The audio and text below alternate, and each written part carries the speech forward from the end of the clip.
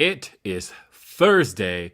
You know what that means. That means it's time to ignite the dynamite the day after Dynamite. And welcome to a special edition of Day After Dynamite because for the moment I'm solo. I tweeted that I was going to be solo, and then luckily a great friend of the show reached out, and so I will be joined here shortly. But I wanted to talk about this week's edition of AEW Dynamite. By the way, I'm Will Washington. Welcome to Day After Dynamite. This is a show where we talk about Dynamite the day after. So you had to know that I was going to feel great about doing this particular podcast because of the fact that we got new tag champs. We got brand new AEW World Tag Team Champions. I know what you're thinking. Of course Will's excited about this. He loves tag team wrestling.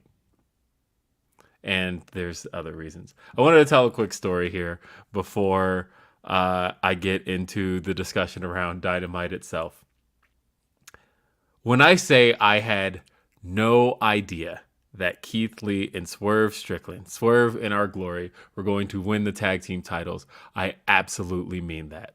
Had no effing clue. But the part that makes this story funny is how much of a clue I should have had. And I'll get to that here shortly. But let's talk about the fact that we've got super chats. We've got humper chats. Van Twinblade, thank you for the super chat. He said, book a flight for September 25th, St. Louis. Glory Pro is back at the pageant for another special show. Of course, Van Twinblade. You know, honestly, I love that I did get to go to St. Louis this year. But I hate that I didn't get to see any Glory Pro this year. I feel like the next time I go through St. Louis, I absolutely promise I will make sure it's happening when there's a Glory Pro show happening, because Van Twinblade has spent the last 8 months of my life selling me on Glory Pro. And I've seen the free shows on online, of course, but you know, just getting to see it in person is something that I'm going to make sure I get to do. So, Swerve Strickland, my dear cousin, and honestly, not just for the family-related reasons, but I've talked about the fact that I'm just a fan of the guy in general. I think that what he does, he kind of encapsulates so much of what I love about pro wrestling. And then, yeah, it helps that I'm related to him, and it helps that he's somebody that I can talk to on the regular. But for the most part, I'm just a fan of Swerve Strickland, and I love seeing him succeed. So, I don't even know how to start with this story. But this past week, something just kind of hit me. I had this idea. I had been paying a lot of attention to Swerve's entrance, and I had been watching.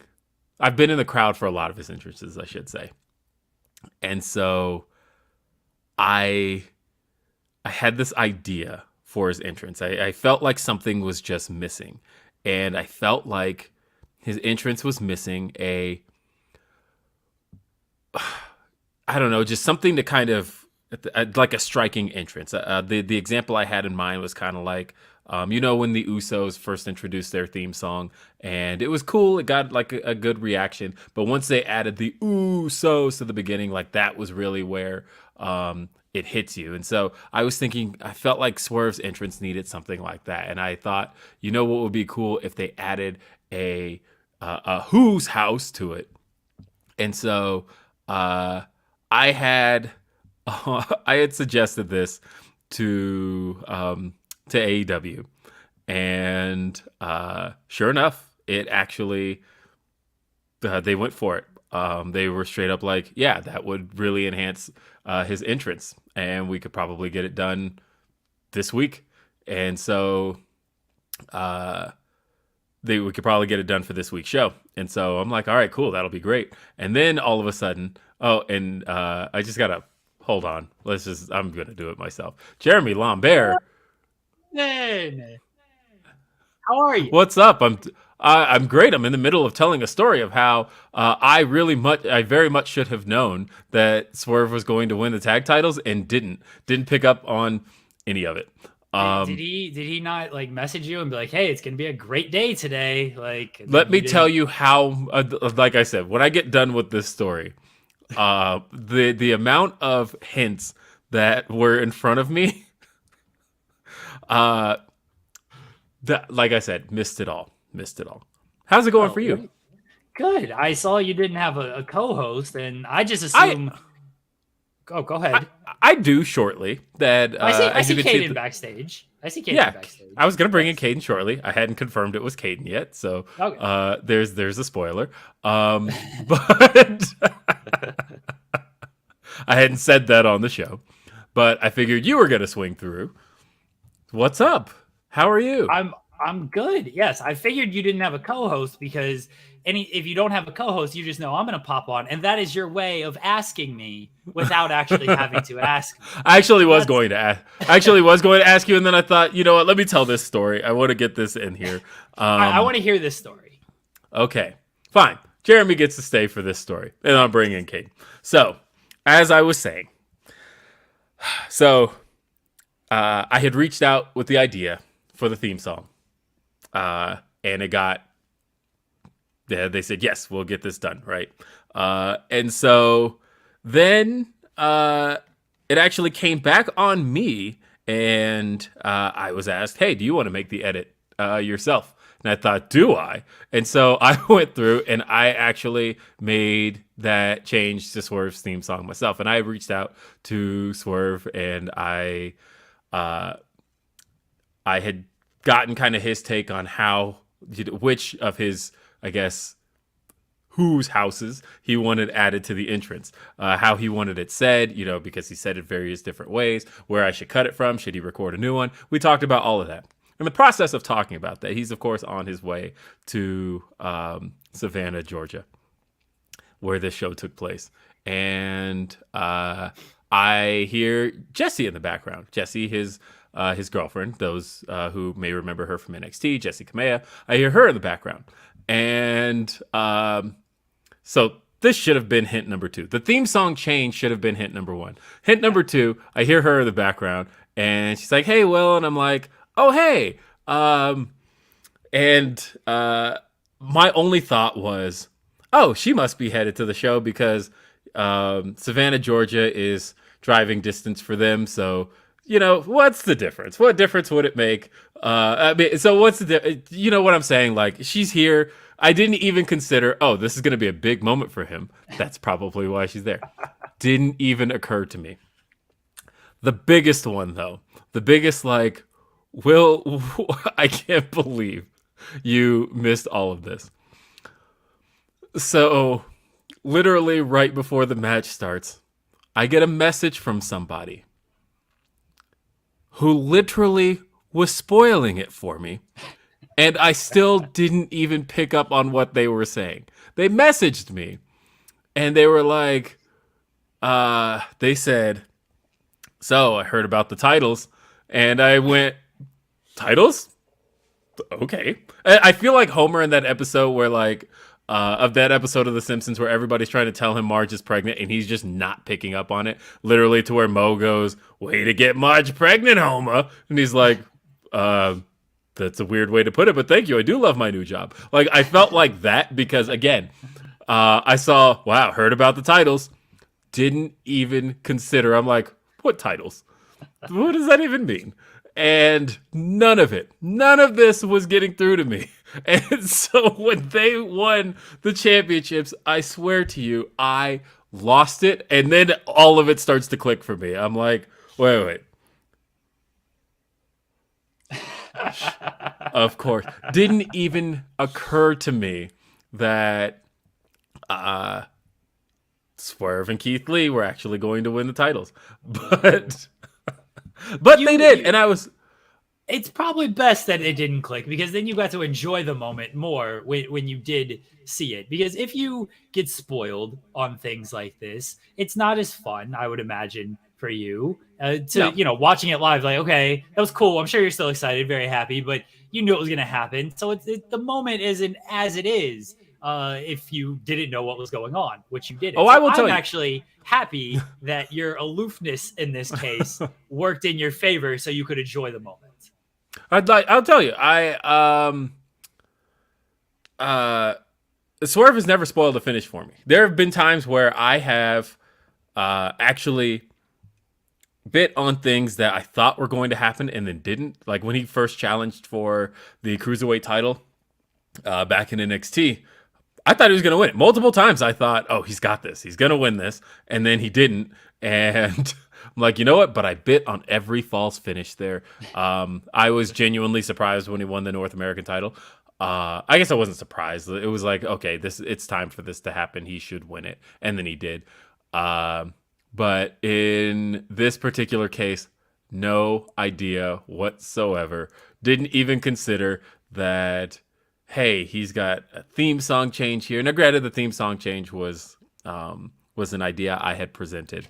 But, yeah, when I... but I didn't even consider that, hey, the reason it was probably said yes to so quickly was because this is like the perfect night to introduce that kind of thing, because winning the tag titles. But you know what? Fuck it. He won the tag titles. I'm so excited. Swerve Strickland is one half of the AEW World Tag Team Champions alongside Keith Lee.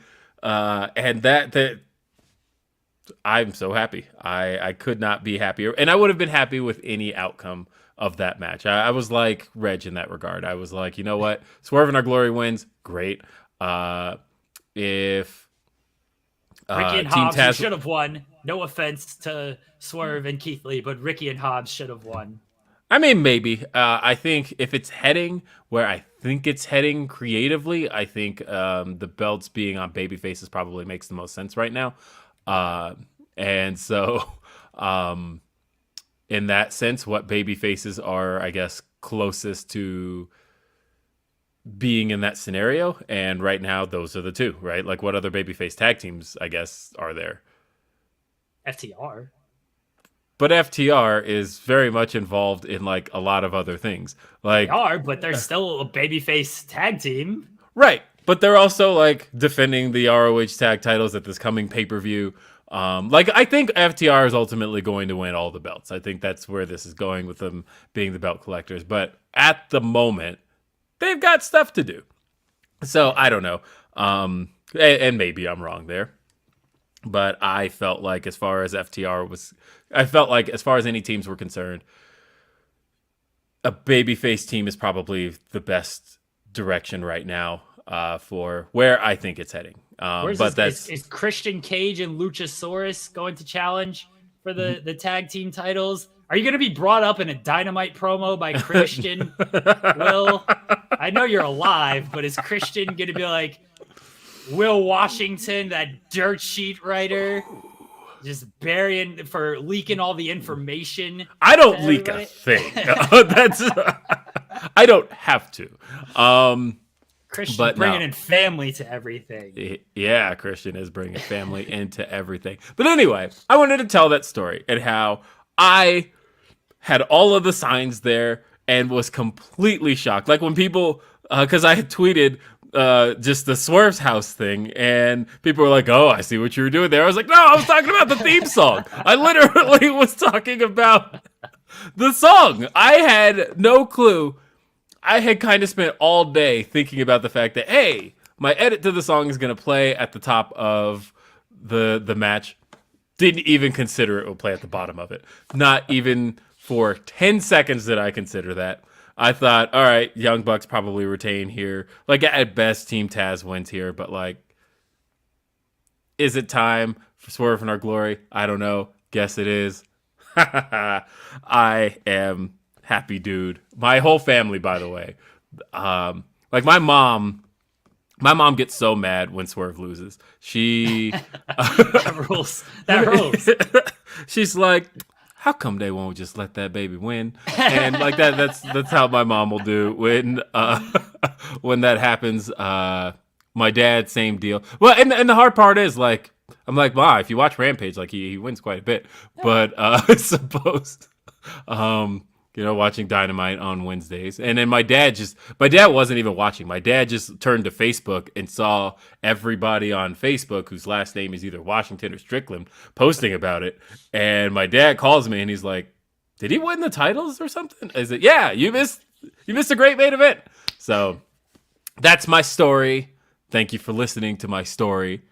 And thank you for jumping in, Jeremy. But I have to get to the actual guest I have planned. I'm going to leave. This is what happens when you don't have a guest immediately on air, is I actually sit here for way too long and nobody wants to see me hang out. But thank you, Will. I'm glad I got to share that story with you. Got to sit here while you shared that story.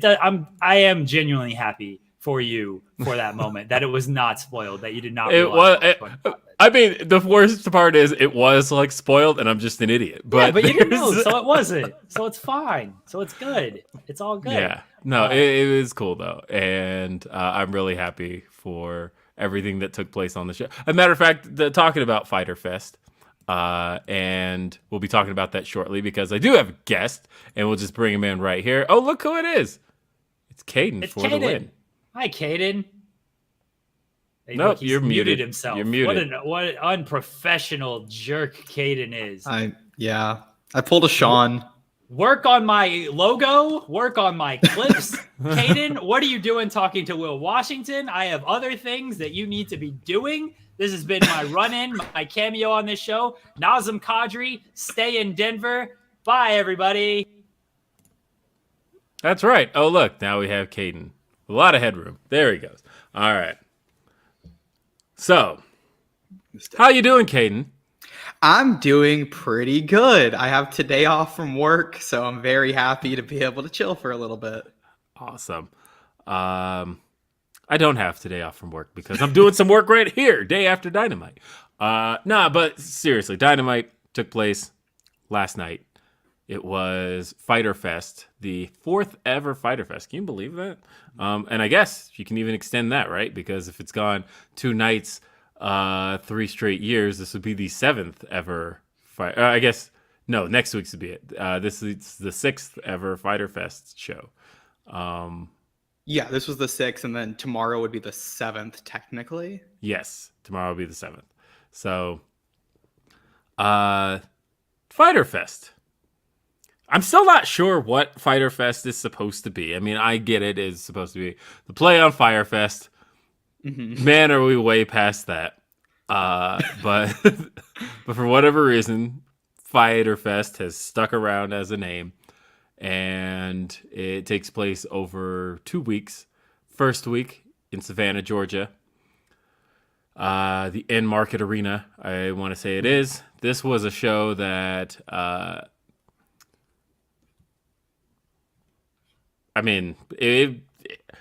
as far as attendance was concerned, I know that looking at the map, there was some concern over how this was going to fill out. I know Savannah, Georgia has been a tough draw for the wrestling industry, really decades long, right? But in this particular case, it seemed like very last minute, the sections that needed to filled out. And I thought we had decent crowd. I don't think it was as hot as the Atlanta crowds have been, but also pretty sure Savannah's like nowhere near Atlanta. Am I correct? It's about 2 hours, 3 hours away, I believe. Okay. See? Look at you. Know your stuff. And this... Well, but otherwise... show kicked off with Orange Cassidy, who's been on quite a roll. He's been on a very hot roll since pretty much his return from injury, the injury he suffered at AEW Revolution in the Face of the Revolution ladder match. He had a severe injury in that match. He's been back. And again, he's just been hot since he's been back. He had the match with Will Ospreay at Forbidden Door last week. Had a big match with Tony Nese. Mm-hmm. It's time. It's time. let this man challenge for the TNT Championship. The problem, of course, is that as hot of a role as Mr. Orange Cassidy's been on, a man who's had an even hotter role is the TNT champion, Wardlow. So here we are, face to face, Wardlow, Orange Cassidy. Something's got to give. Who's it going to be? Maybe it's one of our Humper or Super Chats, because we got Super Chats from Shot Kid said, first of mini title reigns for both men, I feel. My gut feeling is Swerve will be AEW champ within the next 2 years. That sounds fucking awesome. And Van Twinblade says it's pronounced Jerkameme Lambert. Yeah. I will say that so Wardlow, Orange Cassidy, something's got to give. 2 fan favorites. You can't do this. Not at this stage, but they did. And you know what? How did you feel about this, Caden? We'll start with you. I thought this was a really fun match. Like, you start off with that chainsaw spot, which was just like one of the funniest things I've seen them do in a very long time in a TNT title match, which isn't like never been known for comedy. So I like that they kind of used comedy there with that. And then Danhausen, the little detail of Chuck and Trent saying, we actually got approved as managers by Tony. We got our manager licenses. We can be here this time. I really like that little detail before the match. So it's those little things I really enjoy. And I thought this was a really good match for Wardlow. It let him beat somebody who is a fan favorite, which you're going to have to get to at some point because he's going to beat fan favorites. So this was a very good person for them to test those waters and see how he stacks up against one of the most over people in the company. And it also let him do some comedy segments and let him work somebody who's fast and can actually take him down. It was a very different match that we have not seen Wardlow really do. And I thought he did pretty well. I agree. I think because I thought the biggest story of the match was that Orange Cassidy, who we've come to know Orange Cassidy to be, is somebody who can get in the head of his opponents by essentially annoying them. And that is, and the person who has sold that the best to this day is still Pac. Nobody has sold being annoyed by Orange Cassidy better than Pac. But I think what really made this come together for me was the fact that Wardlow had an answer for every one of Orange Cassidy's antics. It started with Orange Cassidy going for the test of strength, and then he puts his hands in his pockets, and Wardlow pulls the hands out of the pockets, then rips the pockets off. Pockets are no longer a factor in this match. Orange Cassidy does not have the pockets to rely on because Wardlow removed the pockets from the equation. Then it's like, well, at least Orange Cassidy has his best friends to rely on, right? And yeah, we had the silly chainsaw spot where, which had me dying. Chuck Taylor pulls the chainsaw out, and Bryce Remsburg is like, this is a goddamn chainsaw. Yeah, that was like that pop. He was Bryce was like holding it through the ropes, and he goes, "This is a chainsaw." Yes.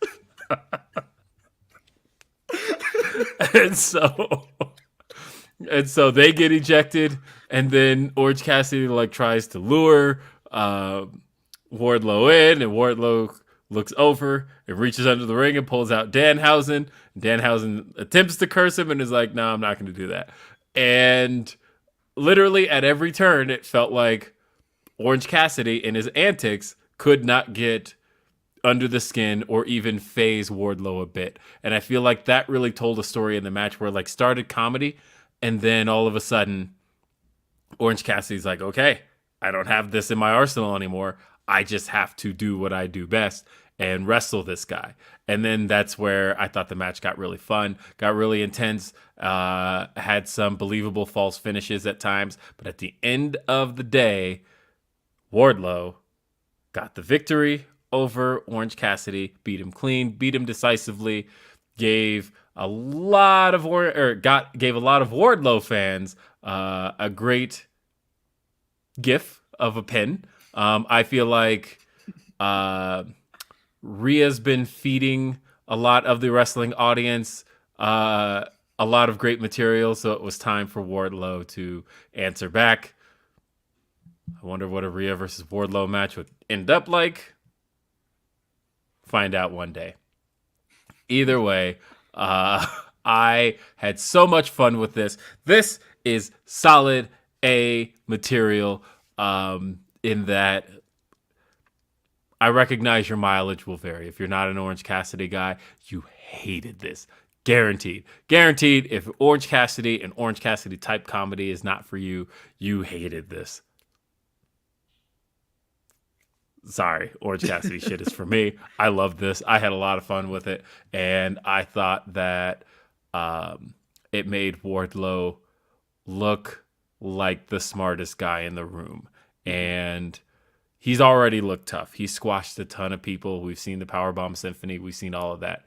But to not only come off like, because that's a very Batista type thing, right? Like Batista, what he had going for him in 2005 was not just the fact that he could destroy everybody, but that all along he was one step ahead of Hunter in Evolution. And he came off like the smartest guy in the room. He came off like a guy that you're not going to get one over on me. Like, I already know. And he that went deep into his babyface run. Like the time that I think about the whole bit where it talk about the bygone era. Maybe it comes back because we're heading into TV 14 wrestling. Hopefully not, because this kind of shit sucks. But I'm thinking about the fact that there was that time where Eminem was going to go up against Rey Mysterio and Batista, and Melina comes backstage and she tries to seduce Batista into like taking it easy on Eminem, and they end up sleeping with each other backstage. And then she's like, "So you're going to take it easy on my guys?" And he's like, "No, I'm going to murder those guys. Thanks for the warm up though." And takes off. And like that to me, it was again, Batista always came off like somebody who was just one step ahead of everybody. And I feel like Wardlow got to have his moment there in a much more comedic fashion, but I had a lot of fun with this. Total A. Something interesting, I checked Cage Match to see how long Wardlow's matches have been in AEW. Ooh. He has had one like regular like singles or tag match that's not like a blood and guts or a ladder match that has gone longer than this. The only one that went longer was CM Punk. This was the longest match he's had that is a normal, non-ladder match, non-blood and guts type where he has won. That rules. That's so great. Yeah, I love that. And that's what he needs. He needs these matches where he can go a long time and start showing this in ring, and that's what I loved about it. And I agree. I'm going with an A for this. I was skeptical going in because of the way the style is, and I don't love that they always build up Orange and then have him lose the title match. I want him to win a title at some point. But man, yes. This was really good. This is really good. It was really fun. And I really did enjoy the fact that it made Orange Cassidy seem like he had a sense of desperation. He had a sense of, oh shit, everything I've done up to this point isn't working. I've just got to go and do what I do. And yeah. I thought this was great.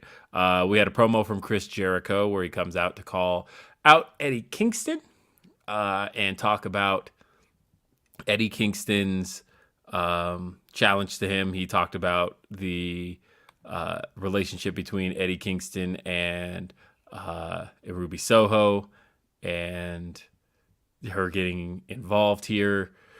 Or getting involved in blood and guts basically set her up to fall and have her arm crushed. Chris Jericho did not give a shit. This was some of his best solo promo work. I thought that he was really good here. It maybe went a little long for me, but I thought that Chris really, in AEW at least, solo promo work. I thought he really hammered into Eddie Kingston. And of course, he took the scenic route to basically tell us that this is leading to the return of the Painmaker, who is undefeated in AEW. What'd you think? I did not care for this promo. I figured. I could see the look on your face. I'm so done with this. Like, I did the True Heel Heat watch along last week, and as soon as they did that, like with the Eddie promo and the hand on Ruby, I was like, I don't want this. I'm so done. Like, Blood and Guts should end a feud, and this is now both Blood and Guts have not ended a feud. Last year's didn't. This year's hasn't still. And I don't like the match next week is gonna probably be awesome because they're not doing with the exploding this time. They're just gonna do barbed wire. Although the exploding barbed wire was great, I until feel the like, ending. You're right. But keep in mind, and the reason I can say that is that technically, by the time the explosion happened, the bell had rung. The match was over. So I still say exploding barbed wire match from bell to bell was entertaining and fun. Did it have a terrible ending? 100%. I was there. I was at Daly's place. I was like ducking behind a pillar because I was like, oh my God, this is going to be insane. And then sparklers went off and we booed. Yeah. I was so mad, but I'm still like, I don't love them picking the barbed wire. Like, it always makes me cringe, but I'm a sucker for death matches whenever it's done correctly. And I assume this is going to be done well. So I'm excited for the match, and I'm excited to see what they do with the shark cage, because I think Sammy's going to fly off that shark cage. But I mean, I don't care. I thought the promo was kind of bland. I knew, like, at the very beginning, he talked about the Painmaker, and I was like, okay, that's the promo. He could have done this in 30 seconds backstage. The Painmaker's coming back, and I'm a wizard. That's all. Like, that's all I need. I don't need him saying all the other stuff. It took up time. You know what got a great amount of time, though? It's another A from me. Jon Moxley versus Konosuke Takeshita. Oh, yeah. Stop me if you've heard this before. Konosuke Takeshita is hold on, let me check my notes here. Pretty good. And he keeps coming through in these Dynamite matches. He keeps taking all of these guys to the limit, all of the top guys in AEW. We saw Takeshita with Hangman, and that was phenomenal. But this here, Takeshita and Moxley. We saw Takeshita with Eddie Kingston last week. Moxley is just on another level right now. He is just having his best run, I think, of his career pretty much since he returned in January, which, you know, he told me at the presser for Forbidden Door that one of the things he didn't realize was that he was on the path to the championship. And maybe it wasn't intentional, obviously, because CM Punk is the lineal champion at the moment. But the fact that Moxley got here is the ultimate payoff to the run he's been on since he returned from rehab. And he feels like the champ. He feels like the champion. When he comes through, that belt looks so natural on him, maybe because he had it for so long before. But everything just seems right, and it felt right. And Moxley and Takeshita, they just had quite the affair. Everybody was kind of anticipating, like, okay, how's Moxley gonna bleed now? Joke's on you. He didn't have to, because Konosuke Takeshita did. Mm-hmm. And yeah, they're all saying in the chat, if they could sign Takeshita, he should be a priority. Absolutely. I think he has already proven his value tenfold. Of course, he is signed to DDT. Subscribe to Wrestle Universe. Then you can see all the Takeshita you want. But yeah, this match was phenomenal. And Takeshita does a great job. He doesn't win any of these matches. Like, he doesn't win them, but he manages to take his opponent so far that by the end, you're convinced that a couple more seconds, he probably could have won. But Moxley decisively got the victory, as the world champion should. I noticed on commentary they're doing a pretty good job of presenting him just saying like world champion Jon Moxley, and really he's just addressed as interim champion in announcement and in official graphics and things like that. How did you feel about this match? The match was phenomenal. Here's my issue. Oh no. Issue? I gave this an A. Match is an A. I have logic issues. And I had this conversation. Joel didn't respond to me, but Joel Pearl brought this up on Twitter, and I 100% stand by this. This is an issue, I think, in AEW with the AEW World Title Eliminator matches, where Takeshita isn't winning on TV. He's winning on Dark. He's winning on Dark Elevation, but he's won, I believe, one match that was a squash on a Rampage. Then he lost to Lethal. He lost to Hangman. He lost in the Royal Rampage. He lost to Eddie on Rampage last week. So why is he getting a shot at the title? I get like in storyline, Mox like picked the fight and asked for it, but they book the show. They can just say, no, that doesn't make sense. Why it shouldn't even be a world title eliminator? Because he doesn't have the wins. I don't think, even though Mox asked for the bout, I still don't think that makes sense. Counterpoint. Has AEW, and maybe you have the answer to this, but I'm pretty sure the answer is no, at least since Jericho was champ. Have they had a champion compete in a match that was either non-title or that was non-title and wasn't an eliminator? It wasn't an eliminator? Yes.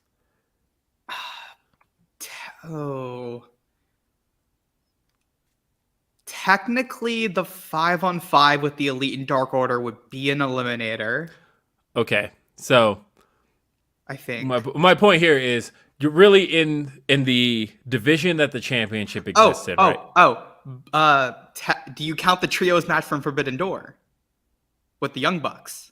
No, because what I was going to say is in the division that the champions are representing, right? Mm-hmm. So like the Young Bucks have had championship eliminator matches. They had when they were champions, they had a match against the Hybrid 2 that was non-title, but it was a championship eliminator match. Thunder Rosa just had a match in TJPW that we saw highlights from. That was a championship eliminator match. I feel like that's just kind of the rule in AEW. Was Takeshita and Hangman an eliminator? Because I don't think it was. Okay. I can check. I was there. I don't think it was.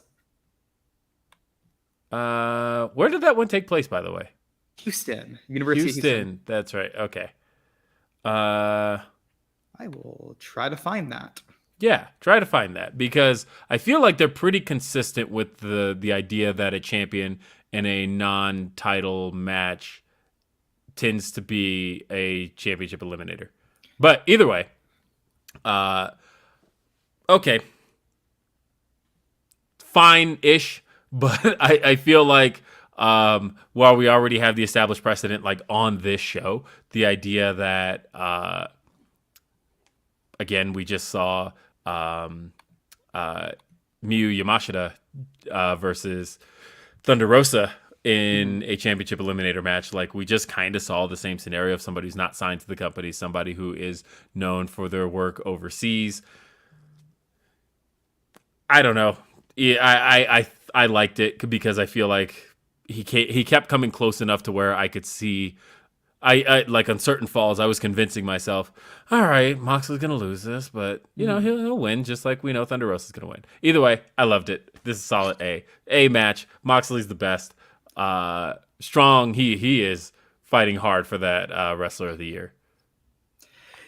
Yeah, I did confirm it. It was not Cage Match did not list it, but they listed this one as World Eliminator, but it just doesn't really matter all that much. Yeah, because I remember the graphic. It didn't have the Eliminator on there.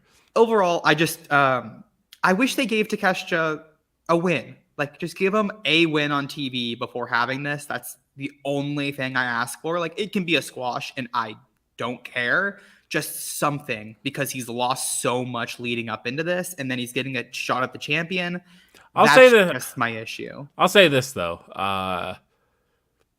They have done a great job of protecting certain guys in defeat. Like I think about Wheeler Yuta and how Wheeler Yuta kept getting over in defeat, and Wheeler Yuta did not win at all. But his losses kept getting longer and longer and more competitive, to where when he finally did start winning, people were buying it, people were into it, people love it. Yeah. So yeah, solid A for me. Oh yeah, I'll say that. Like, they do a good job of whenever somebody's not getting the big wins, like a Darby or Eddie Kingston was like that, and then they eventually flip the switch and they give them that big win. That big win does mean a lot more eventually. Yeah. So I'll give them the benefit of the doubt with this. AEW does typically good programming and typically good stories, so I trust them. And other than the other company, I don't give them benefit of the doubt anymore, but I'll give them benefit of the doubt with Takeshita and the story. You know what I'm starting to lose the benefit of the doubt on, though? I have pretty much for 20-something years, 21 years at least, been one of the biggest supporters of Christian Cage. Love Christian Cage. Starting to feel like leaning on insulting dead family members is a crutch, and it's losing me a little bit. They didn't exactly... It got some really good heat the first time, 2 weeks ago, with Jungle Boy and bringing all that up. But I'm feeling like... Or that was like 3 weeks ago. I am really starting to feel like going there as much as he does is starting to feel cheap. He went there with Brian Pillman this time. I actually liked them bringing it back around. Like, honestly, the stuff with Pillman wasn't even all that necessary, because more so sicking Luchasaurus on, and it brought it back to Brody Lee, actually, because sicking Luchasaurus on Griff Garrison, it immediately made me think of the old bits of Griff Garrison. Who the fuck is Griff Garrison? That whole bit from BTE. It's one of my favorite BTE bits of all time. Luchasaurus going after Griff Garrison for looking like Jungle Boy and destroying him was great stuff, I thought. And this match was short. It was a quick squash. And then they put Brian Pillman on a table. Attempted to put Griff Garrison through a table, or threw Brian Pillman on the table. He just kind of bounced. And so they tried it again, and that was it. I don't know. This is like C-level stuff for me. I wasn't quite into this. How about you?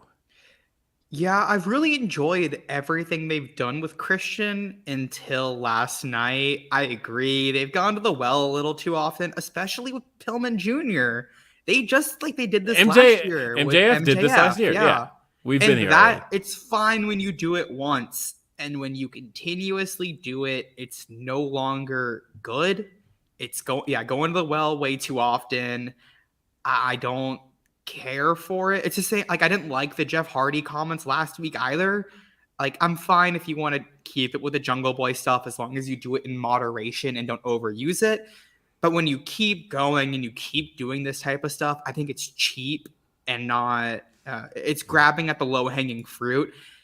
And I just didn't like. What does Luchasaurus really believe that Griff Garrison is Jungle Boy? Like, I thought that was like, I get it. I get the gag there. But I don't know that as much as he believes it, as much as he's just like using him as an example. That's all. I didn't necessarily think that he needed that. Mm-hmm. So, it was fine. Like, it didn't really do anything for me, but it got heat on Christian, I guess. Like, that's the thing, is I feel like the remarks on Brian Pillman didn't necessarily get the heat that it's gotten before. I know part of it was the fact that the previous match was so hot. The crowd was kind of tired at this stage. So there's that too. I also thought this crowd was not good. I thought they were good at parts. I thought that for the matches they needed to be hot for, like they were hot for the main event. They were hot for Moxley and Takeshita, and I thought they were hot for the opener. But that's I don't think they were one of the more remarkable AEW crowds, but I didn't think they were on the lower end. They've definitely had some lower end crowds. So then there was, oh yes, Claudio Castagnoli versus Jake Hager. This was Jake Hager's, I believe, 10th maybe solo match since joining AEW 3 years ago. Double check that. Yeah, check that for sure. I know it's a low number. It's really low. For somebody who is credited as being a former world champion. I do think it's interesting that his match count is as low as it is. I see you counting. I want to see your when the number hits. I got 7. I got 8, 9, 10, 11, 12. 12. 12. Okay. 12. So I just mentally forgot too. I did not have Cage Match in front of me for that. Look at that shit. I remember Jake Hager matches. Except I forgot to. Were they dark matches? I think one was a dark match, but he also is not, if I'm correct. Yeah. Okay. Yeah, the last one he won was that really bad MMA rules match. That was his last singles win. Yes. Okay. Either way, Jake Hager goes one-on-one with his former tag team partner, Claudio Castagnoli. It was a match. I'm starting to agree with the criticism that I kind of don't want to see the Cesaro swing in AEW. That I feel like for who Cesaro is as a performer and what he's trying to present now, that the swing actually does feel kind of hokey for this type of environment. And that, I don't know, not for me. What'd you think? I actually enjoyed it. Okay. I didn't mind it. This one I missed because I procrastinated last night and did not do my homework until Dynamite started. So I spent half of Dynamite working on homework. So I had to rewatch most of the show today, and I went back and rewatched this, and I had a really good time. Maybe because I had such low expectations because I don't like Hager whatsoever, but I thought Claudio and Hager actually had pretty good chemistry. They worked well for a TV match, and I thought this was a perfect match for television to give Claudio a win that he needed. It gets Hager at least doing something in the ring because he doesn't work singles ever, so I didn't mind that, and I didn't have a bad time with it. I thought it was fine. I enjoyed it. I had fun. All right, what do you give it? I'll give it a B-. All right. Look at that. That's C+ from me. This was definitely the least I've cared about Claudio in AEW, but at least there's exciting things on the horizon that I won't put out there right now because there's no reason to. You didn't come here for that. And I see the swing criticism, and I see where that's coming from. I think it's a fun crowd popper, but yeah, I don't think, like, especially with him being associated with Blackpool Combat Club, that's not really something that fits that group. That's just, to me, I feel like I want him kind of ending his matches a little closer to the way Bryan does, a little closer to the way Moxley does. And the swing doesn't really fit that, especially in this scenario with Jake Hager, who's a part of the Jericho Appreciation Society, who they're in kind of a blood feud with. And like, I did appreciate Regal trying to sell it on commentary of like, he said, you have no idea how much this move disorients your opponents. And I'm like, okay, they're at least trying. Regal, being as cerebral as Regal tends to be, was smart enough to know that I have to sell this as something that the Blackpool Combat Club would approve of. And I thought he did a good job of that. But for me, I just don't feel like. I think a really good finisher that could work to fit with the style of what everybody else does, because everybody else does a kick or the hammer anvil shots. He could do like a really nasty kick up the leg and then transition that into a sharpshooter. I think that should be his finisher to fit that style. Yeah, that'd be fun.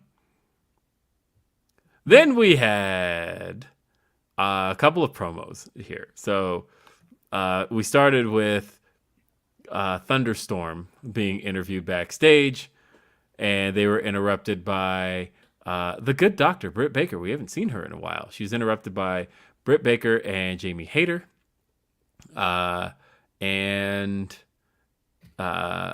Basically, Britt took some digs at them being a natural disaster. Get it? Thunderstorm.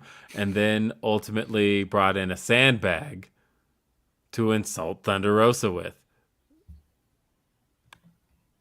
That's a little bit inside, if not a lot of it. That's one of those things where if you're not even on Twitter, like you wouldn't get it all. Mm-hmm. I don't think it did any harm, but it was whatever. Yeah. And then Serena Deeb took on Anna Jay. Yeah. So I believe we've had Britt Baker out since the June 15th episode of Dynamite in St. Louis. So I think that was the last time we saw her when she fought Rosa in the number one contenders match. So it was nice to see her back. I like that they gave her some time off to go. Fought. You mean, no, she wrestled Jamie Storm. Or Jamie Storm. Tony Storm. Tony Storm. Did I say Thunder Rosa? You said Thunder Rosa. Yeah. Like, she hasn't faced. No. She hasn't faced her since March 16th. So yeah, it was Tony Storm. So I like that they took her off TV. She needed it. The crowd was starting to kind of turn on her a little bit after winning the Owen. And the sandbag joke was kind of funny. It took me about 12 hours to realize the joke. I did not realize it until this morning when I woke up. You heard my story at the top of the show. I've definitely we're just being slow with stuff that's like right in front of us. Yeah, I hope they're not going to another Britt and Rosa feud. Let this set up Jamie. Like, let's give Jamie Hayter something because she is one of the best women's wrestlers in that company, and she has not gotten the recognition she deserves. Yes, and yeah, I think we are going to see a lot more of Jamie, and I feel like it's about to be time to pull the trigger on that. I thought Anna Jay, as she continues to, she showed out well here. Mm-hmm. And Serena Deeb, of course, continuing to be the professor, basically was out to school Anna Jay, but then Anna Jay does a really good job of surprising her opponents with certain things. I feel like she does a great job of popping the crowd with the Queen Slayer. And we saw that here. Ultimately, though, Serena Deeb with her finish, she ended up. Did she end up hitting the deep talks? Yeah. I don't think she did. She went for the deep talks, but Anna Jay got out of it, and I think she transitioned that into the Queen Slayer, maybe. Yeah. So I don't believe we ever actually saw her hit the deep talks because no, she didn't. Right. But either way, Serena Deeb got the victory, and then out came Mercedes Martinez to clear the ring. Yeah, no, this gets a solid B for me. I thought that I was entertained, and I kind of think Serena should win the ROH Women's title. So, look, Serena Deeb and Thunder Rosa had my favorite match at Double or Nothing. So I'm all for Serena Deeb winning that title because that match is going to be really good. This got a lot of hate online, and I was surprised. I watched this twice. I rewatched it before we started because I liked it so much. I wanted to make sure I really did like it after seeing the hate, and I did. I really liked this match. I'm going with a B+ because of how much I liked it. I'm a sucker for Deeb. I'm a sucker for Anna Jay. She got a very good home state pop because she's in Georgia. She's from Georgia. So I thought that was good. The crowd was very much behind them, and that's a big issue with AEW and where they place their women's matches. They don't get crowds, and this had a very good crowd reaction, and I think that helped it. I thought Anna did good for herself in the chain wrestling. She's still only been wrestling for a little over 2 years, so she's not fantastic at chain wrestling, nor should she, but she's getting better. This was something different for her that we have not seen, and she is doing this continuously. You look at, she worked a different style in her Jade matches, and she worked very well on those.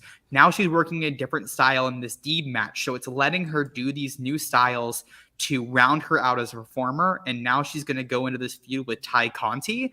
This should be pretty good because they're real life best friends. I don't know if she goes into the feud or if she turns. There's a little piece of me that thinks she turns. I think this is going to be a feud. I think they're starting us there, but I bet you she turns.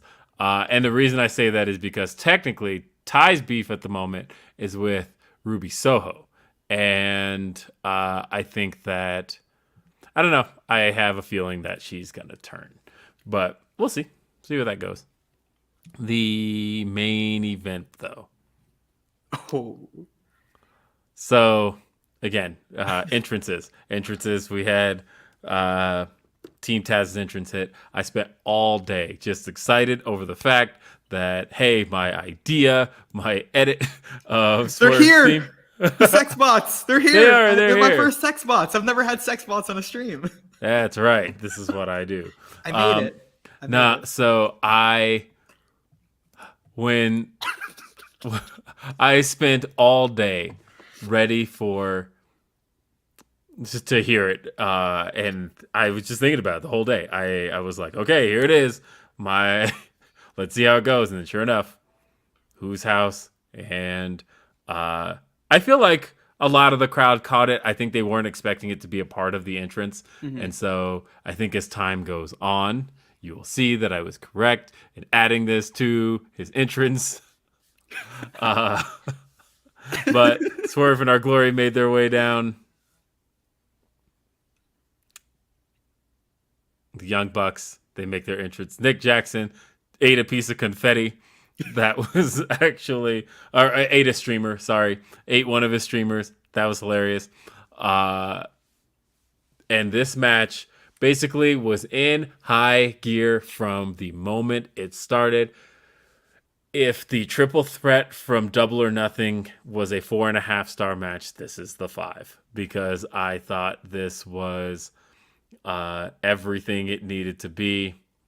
Tag rules, go argue with your mom, because I had just a blast watching this from top to bottom. I feel like everything hit. I thought the exchange between Swerve and Nick Jackson, as Righteous Reg will put, a spot foo moment. Let me tell you, I felt like this was one of those like Swerve kind of reminding you who he is type of moments, because like this is a guy who's been in the ring with the Young Bucks multiple times in multiple promotions. I pointed out on Twitter last week, this is technically the 4th promotion in which Swerve has shared a ring with the Young Bucks. And yeah, him and Nick Jackson got to do their thing in the ring, but then the idea that of the story of the match that Matt Jackson was like afraid of Keith Lee. Also a great story all throughout. And him not being able to be the guy who could hit the Northern Lights on him. Like he attempted it and it just looked ridiculous.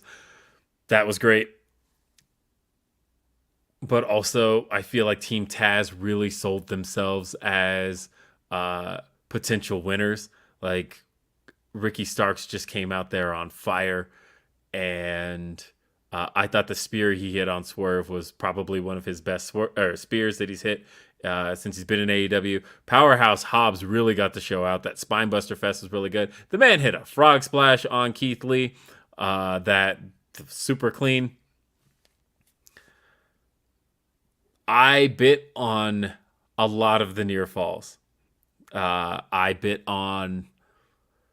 There was a near fall in which, first off, there was a ref bump in which referee Rick Knox went out.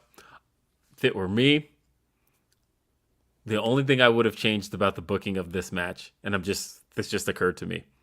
So every Young Bucks match is reffed by Rick Knox, but every Keith Lee and Swerve match has been reffed by Stephon Smith. Had I been booking this, and now that I think about it, was Stephon Smith even on this show? Maybe he wasn't in the building. I think so. Maybe he wasn't in the building. So I think it would have been funny and a great little story if when Rick Knox got knocked out, if Stephon Smith had come in and as a result, Keith Lee and Swerve got the victory. And it's like they didn't even change anything. It's just the fact that Rick Knox being involved is a Young Bucks guy. Stephon Smith is Keith Lee and Swerve's guy. That would have been good to me, but now that I think about it, I don't think he was on this show. But Keith Lee and Swerve, like I said, I bit on Swerve got hit with the belt shot and went for the pin. 1-2, he kicked out, and then they BTE triggered him. And 1-2, I thought it was over, and I was like, okay, we move on. And then Ricky Starks comes in from off screen. We had they hit the Spirit Bomb Swerve Stomp combination on Matt Jackson. I was like, okay, 1-2 kick out, and then I'm like, okay, Swerve. I was like, okay, Swerve and Keith aren't winning. It's all right. That was my immediate thought after that. I was like, oh god, okay, it's gonna be Team Taz or Bucks. I don't know who. Right. Let's me one. And then they go for the Meltzer driver, and Keith Lee catches Nick Jackson in air. The power bomb, great shit. We get a whole bunch to the outside that sees the Young Bucks dump to the outside. Keith Lee hits can't believe I'm doing this all from memory, but he hits the belly to belly on Powerhouse Hobbs to take him outside. This then leads to Swerve doing the backflip off Keith Lee's chest, the moonsault off his chest onto everybody on the floor. Then Keith Lee does a dive to the floor, and then he pounces before he does a dive to the floor, before he does his tope, he pounces the shit out of Ricky Starks, leaving Ricky Starks in the ring. Then he hits the dive to the outside, takes everybody out. So now we're left with Ricky Starks down in the ring and Swerve climbing the top rope. And my brain is like, there's nobody left. This is it. But it can't be. There's no way they're winning the titles. He hits the Swerve stomp. 1, 2. It's coming, right? I know it's coming. There's a kick out, right? It's like time slowed down for that second.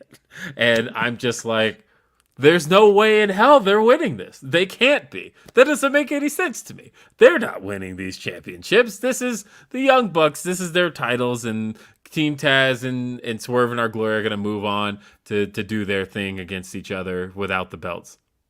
3. And that's it. We have new champions. Whose house plays, and we go off air with confetti and your new AEW World Tag Team Champions, Keith Lee, Swerve Strickland. Keith Lee gave an amazing speech after the end of the show. He talked about what's been going on with him because he had hinted at it before. Ladies and gentlemen, William R. Washington grants this motherfucking shit the rare S tier, baby. This got the S. Give it air horns. This is it. Yeah. This match was perfect, and it had a perfect ending. Suck my dick if you disagree. Swerve and Our Glory are the tag team champions. S tier, baby. I'm sorry, Kaden. What did you think? S tier. Like, let me. Okay. Before I get into the things I loved, I got 2 issues that I'm going to get out the way. One that you're going to be a little bit more mad about than the other. First, I like the Who's House. It sounded like they did something to the song that toned it down. It didn't make it like, maybe it was just my feed, but it sounded very quiet and a little, like the beat sounded a little off. I will tell you, I used the original, everything that I cut that. So the they were talking is me. I will say I used the original cut of the song, but I did think it was low too. So yeah, maybe it was just like the way they did it in the audience. Oh shit. Okay. So I was listening and I was like, I usually jam to the song and I was like, why does it sound like it sounded like it was lower? Yeah, I don't know. I'm gonna play around with it Yeah. and see if I can submit a slightly like I actually still have the session file open right in front of me. But the I definitely I don't know. I felt like I did want it to be a little bit louder. Like when I heard it, I was like waiting all day, and I'm like, come on, give me another Who's House. Yeah, So. I've always felt that way with that song. I'm like, I want to I love that song. I know you talk about your Billy, how he likes to listen to it and jam to it, and I'm like, yeah, same thing. I jam to it.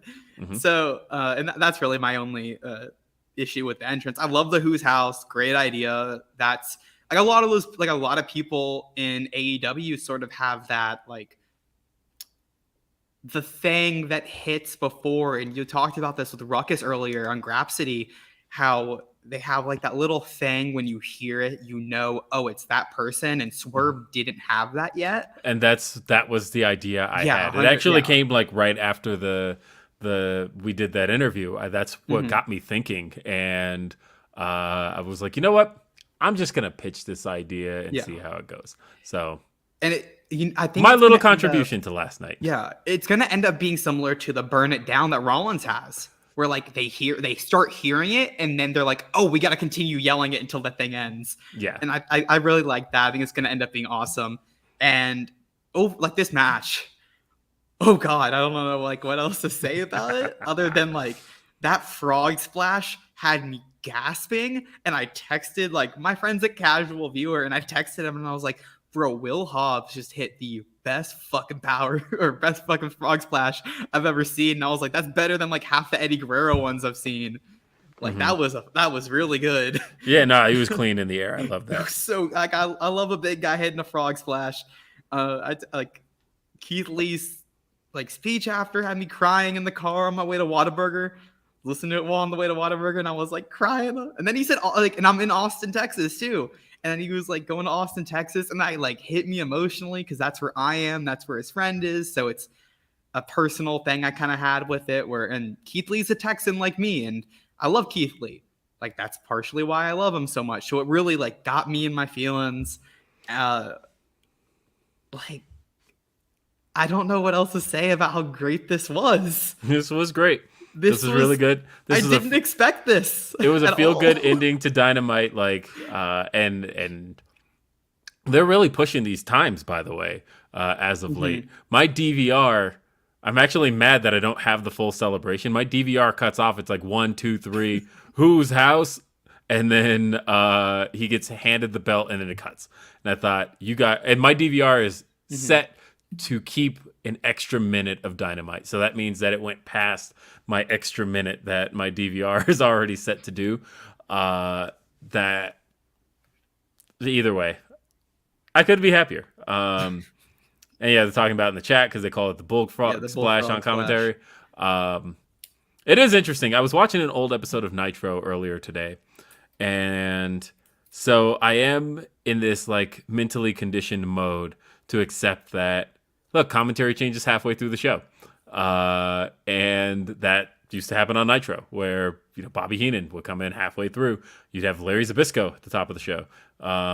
And our teams would change. So JR coming in, he's actually technically doing the same and they're asking in the chat, do you keep your recorded Dynamites or delete them after some time?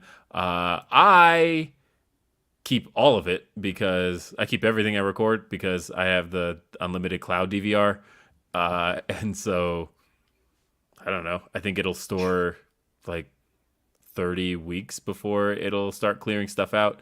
So I know that just recently it just cleared out like Cody's last episode of Dynamite from my DVR. But for the most part, I still have all of it and I can access it from anywhere. And that's really nice to have in case I like need to clip something. I can literally just pull it up and clip it and it works every time. This was great. This was fucking great. I may or may not have the fight feed. So you were talking like you had a fight feed, and I was like, yeah, I can sense. Yeah, I got a little bit more, and apparently last week, like they showed half of Rampage. That's I what I think it heard. was just like the first 5 minutes, but Yeah, it was like they went like a little, like I think they went until the end of the first match. mhm. But I've gotten like when Christian Cage turned was the best time I had it because they kept that thing on throughout him calling his mom a disappointment.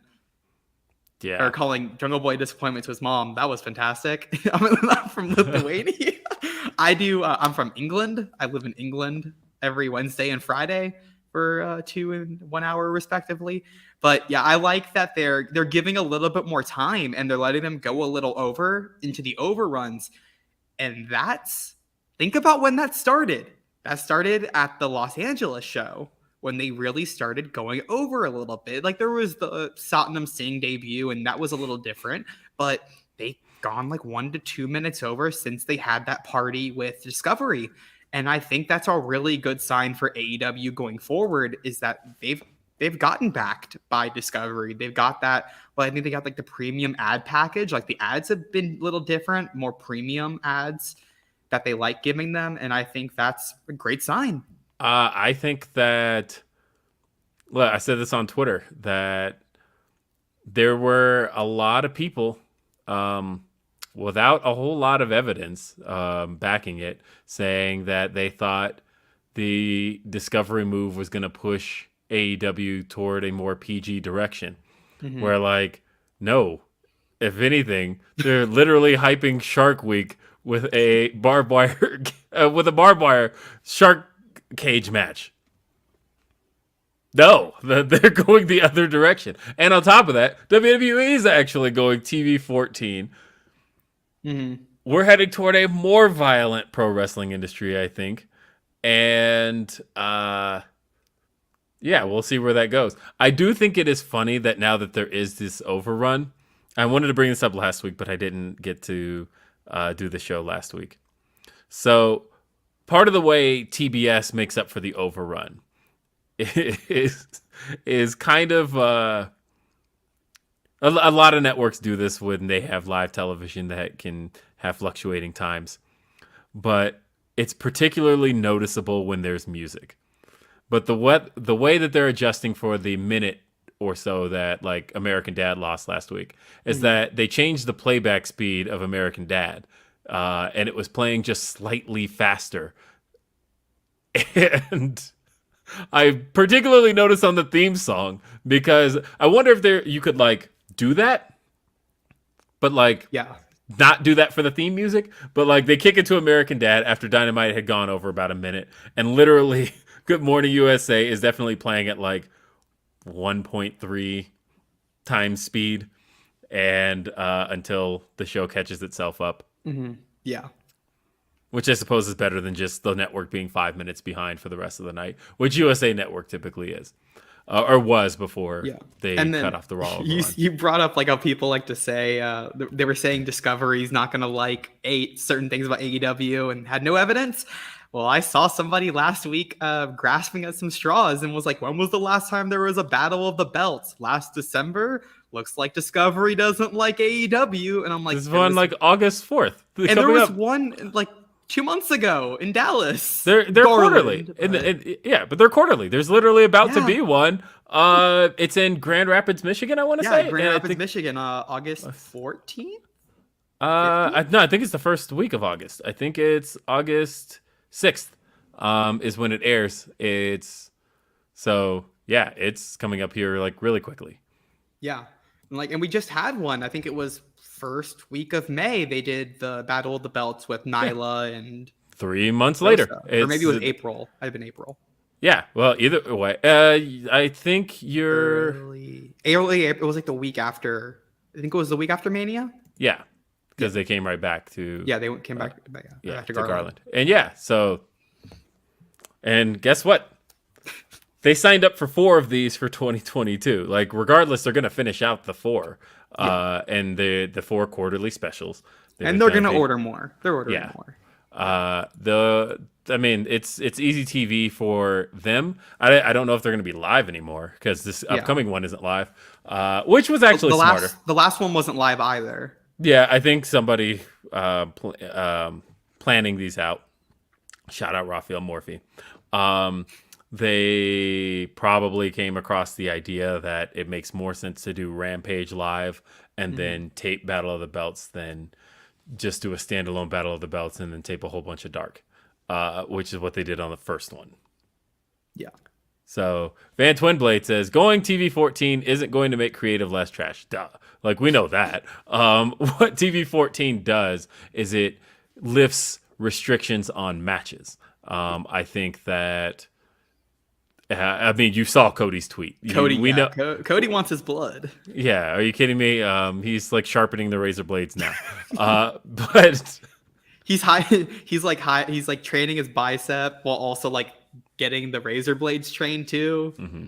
Yeah, well, like I think about certain things of I was just talking with a friend when this came out about how, well, think about the people who kind of came up in the WWE system since 2008 and therefore don't know necessarily, like haven't wrestled in AEW, haven't really wrestled any place else where wrestling has been typically a little more violent, if like just strictly WWE performers. Like, I think about The Miz, right? Like, The Miz has not had like a violent match ever. And yeah, they're making fun of in the chat. WWE Blood and Guts. Yeah, and they're like, we don't do blood and guts.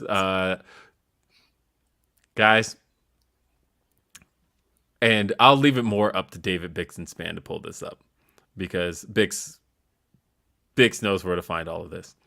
In the 90s, WWE literally made statements publicly about the bloody nature of WCW programming. And the whole purpose behind that was to sabotage them with advertisers. But then, as they started to discover that viewers liked that kind of programming, what do you know? WWF started adopting blood into their programming. They did that in the 90s. And literally, the first time I saw the statement from WWE about blood and guts programming, they talked about the tag match from New Year's that featured Anna Jay and Ty Conti versus Penelope Ford and the Bunny. They talked about that publicly, right? They made statements about it, talked about its violent nature. Mm-hmm. And all it did was take me back to the 90s. I realized, I was like, I know what this is. I know what they're doing here. But the fact is, they know that if their viewership were to call for more violent programming, they'd adopt it in a heartbeat. It has nothing to do with anything other than paint the picture with your advertisers that their programming isn't worth advertising on, ours is. Yeah. And like they only changed Raw is the only thing that changed to TV 14, right? Is Fox still PG? Right. And that's how it was back in the day. Like SmackDown, I don't think SmackDown ever went TV 14. I think maybe if it ever did, it was maybe for a brief period. But SmackDown definitely was a program they had to tone down far sooner than Raw. I could see this coming from a mile away with guys like Cody. Brock said shit this week, right? I'm pretty sure he said that. And the weird thing is, language has never really been the true barrier for them, right? They've had ways they could slip in like a shit here and there, but really it was about the violent nature of the programming itself. Yeah. We'll see what that ends up doing. Yeah, they definitely saw Blood and Guts pulling over 1 million for AEW for the first time in a bit, and they're like, "Oh, Blood and Guts does actually sell." And not just that, but the match drew. Speaking of drawing, I haven't even talked about ratings, which I do have, and I've seen already. Yeah. Let's go to the old Brandon Thurston. See where I was going. And we have 942. So we pulled 942,000. That's good for a point. Okay, I'm trying to do this from 0.32. 0.32. Thank you. Did 0.32. Number one on cable by a large margin. And that's pretty much it. Kind of an unremarkable rating. There's not a whole lot to say about it. Yeah, the card wasn't one of those like we're gonna pull a strong number cards like the last few weeks have kind of been. Like there's no like world championship match, no blood and guts, that type of stuff. But and it's also summer, like people are doing stuff. But even still, I mean, I always just look at it relative to cable. It's how is the show Yeah. doing relative to everything else on cable television? How is it doing relative to everything else on television, period? And what Big Brother was the highest ranked show on TV. They did a 0.66. Holy shit. That's it. It's another week of AEW Dynamite. And this was another week of Day After Dynamite. Hope you all appreciated my story from the beginning of how try as I might to be spoiled for the end of a live Dynamite, I did not get it spoiled for me. So I was genuinely surprised. My household was genuinely surprised. Billy is currently out of town. He just left me like 3 hours ago. He'll be gone for 6 days. You have a look of concern. What's going on? I just saw the demo. Female 12 to 34 did better than male 12 to 34 this week. Wardlow. I don't know, man. You open with those Wardlow matches. It's the Wardlow effect. Wardlow effect. So that's that. Yeah. Thanks, everybody, being a part of this week's edition of Day After Dynamite. I'm Will Washington. Caden, where can they find you? Y'all can find me on Fightful Select for a retro review. I don't know when that's going to come out, but we did G1 Climax 23 Tag 4. It has Shibata, Ishii, Shinsuke Nakamura, and Ibushi. A bunch of really good matches. And you can also find me on Fightful Overbooked, this exact channel, every Monday on FMC with Jamry Lambert and the king of new media, SP3. Great stuff. And hey, there's also going to be some cool things coming to Fightful Select. Not news, so don't put that on me. What I mean is cool new content from some familiar folks. Outside of that, it's that time for me to say that is it for this edition of Day After Dynamite. For Caden, I'm Will Washington. We'll see you next time. Have a great day. Peace.